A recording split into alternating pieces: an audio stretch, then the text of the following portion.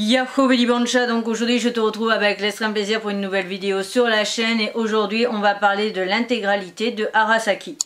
Le manga Arasaki est donc un manga en 2 tomes qui date de 2019 au Japon et de 2023 en France. Nous sommes dans le genre drame, horreur, fantastique et fantôme. En ce qui concerne les grandes lignes, nous sommes sur un shonen âge conseillé aux 14 ans et plus. Nous sommes avec la maison d'édition Omake Manga. Donc voilà en ce qui concerne les grandes lignes, et pour ce qui est juste des auteurs, on est donc avec l'histoire Ryo no Shiro, dessin Shino Sakura. Voilà en ce qui concerne les grandes lignes. Donc Hinata ne se souvient de rien hormis de la lumière du crépuscule. Quelques jours avant sa cérémonie de mariage, Ina décide de rentrer dans son village natal.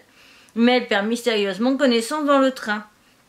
Mais elle se réveille et elle est seule et tout semble avoir changé. Des flashs l'assaillent, elle tombe sur un cadavre et d'étranges ombres semblent les plier.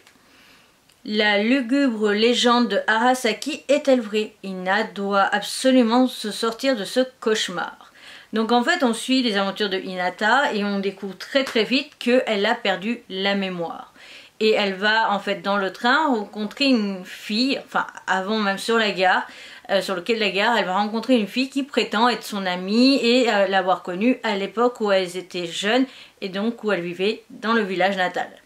Elles prennent le train ensemble et Ina donc va perdre mystérieusement connaissance dans le train, et une fois qu'elle se réveille, elle est du coup arrivée, le train est au quai et elle ne retrouve pas la jeune fille, elle sort et là elle va la revoir. Mais elle va aussi comprendre qu'elle n'est peut-être pas dans le vrai monde parce qu'il se passe des choses assez particulières. Et c'est ça que l'on va suivre. Donc on découvrira très vite aussi que donc Hinata a perdu la mémoire car il s'est passé des choses dans son passé et donc son propre corps a décidé de supprimer ce qui s'était passé. On suit donc les aventures aussi donc de Hinata et de son ancienne soi-disant amie dans ce nouveau monde, mais en même temps on va suivre les aventures de son mari dans le vrai monde qui essaie tout simplement de retrouver sa femme, car au moment où elle rencontre sa copine, elle va envoyer un message à son mari pour lui dire tout simplement qu'elle va faire un petit détour à l'école de son enfance pour voir tout simplement se rappeler des souvenirs, essayer de se rappeler de quelque chose, et c'est ça que l'on va suivre. En ce qui concerne ce titre, je le trouvais plutôt pas mal et plutôt bien construit pour son premier tome, mais malheureusement ça ne l'a pas fait sur le deuxième tome. Je l'ai trouvé plutôt bizarre et assez bâclé, je n'ai pas aimé finalement la façon dont c'était construit et abouti, et j'ai du mal à comprendre en fait où on voulait en venir et ce que voulait réellement nous transmettre comme message ou comme histoire l'auteur.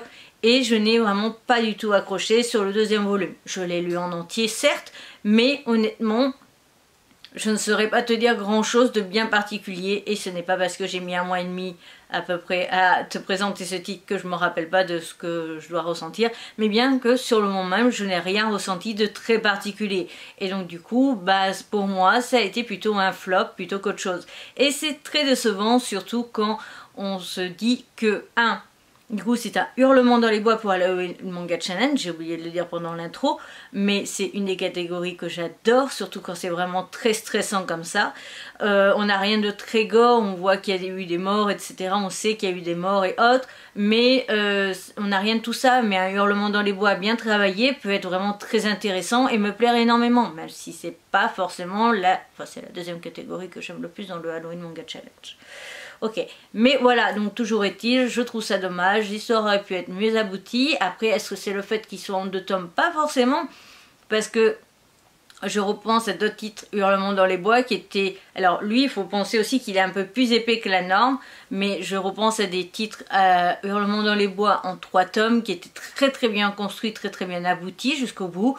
Et là, on est sur quelque chose qui m'a extrêmement déçue, et c'est bien dommage, donc c'est...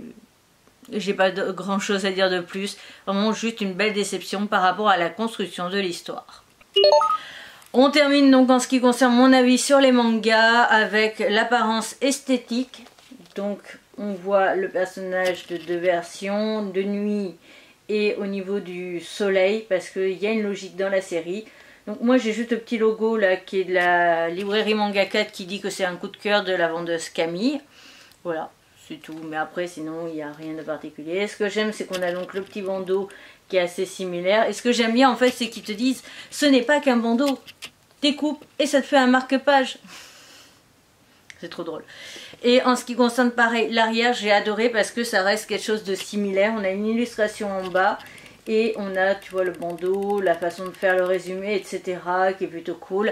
On a la phrase d'accroche en haut. Donc il y a marqué Arasaki est tiré d'un roman ayant remporté le 24e prix de lecture lors du meilleur roman épouvante du Japon.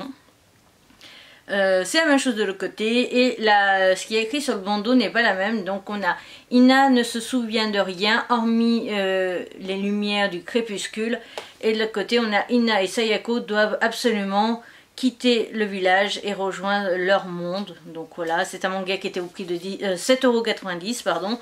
Et voilà en ce qui concerne les grandes lignes. Donc ça c'était pour l'esthétique extérieure. Qu'on enlève la jaquette du tome 1, on a la même illustration. L'arrière est vide. Encore la même illustration. Un sommaire plus que basique. Voilà. Et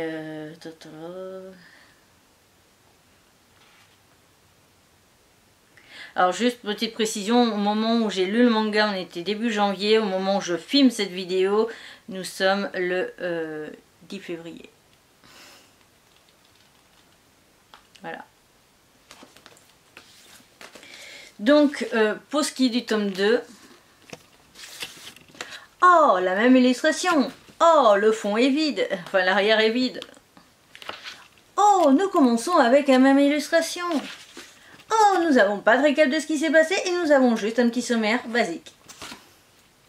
Voilà, donc côté esthétique du manga, on aurait pu faire mieux, vraiment.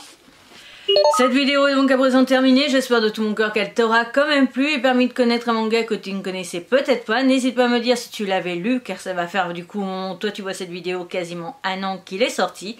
Je te retrouve donc bientôt pour une nouvelle aventure. N'oublie pas ici la précédente vidéo Omake Manga, la playlist, la tête de panda pour t'abonner, les réseaux sociaux, le compte Vinted, etc. sont aussi dans la barre d'infos, ainsi que des codes promo pour pas mal de sites. Je te retrouve donc bientôt pour une nouvelle aventure et sur ce, à plus!